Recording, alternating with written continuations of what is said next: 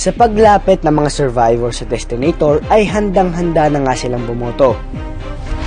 Ang hindi karapat-dapat mapabilang sa top 6 ay si... Pero ang hindi nila alam, hindi yan ang hihingin sa kanilang gabi. Ang tanong, bakit ikaw ang karapat-dapat mapabilang sa top 6? Karapat-dapat po akong mapabilang sa top 6 dahil I've been trying yung best ko dito sa Starstruck. Tsaka yung mga call time, even though hindi ko maintindihan yung mga script, I try naman yung best ko to memorize. Ito ang challenge ko sa buhay ko ngayon. So gusto ko, I want to break through this challenge and be able to prove to myself, and hopefully this is according to God's plan, and not to let my fans, family, and people who sacrifice everything for me to be here, and I don't want to let them down.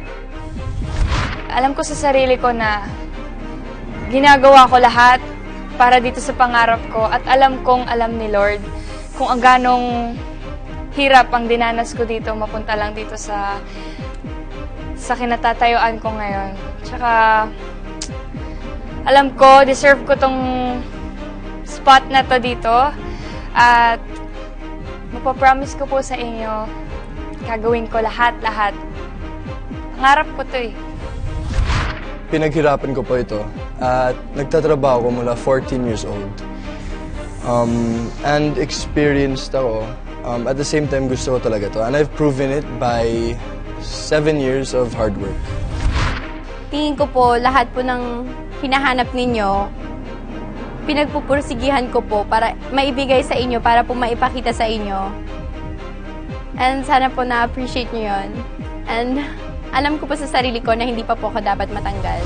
Nakikita nyo naman po yung effort ko at saka talagang pinagbubutihan ko po ang bawat acting test at saka talagang ginagawa ko yung aking lahat ng makakaya para mapasama ako sa top 6 at maging ultimate male survivor.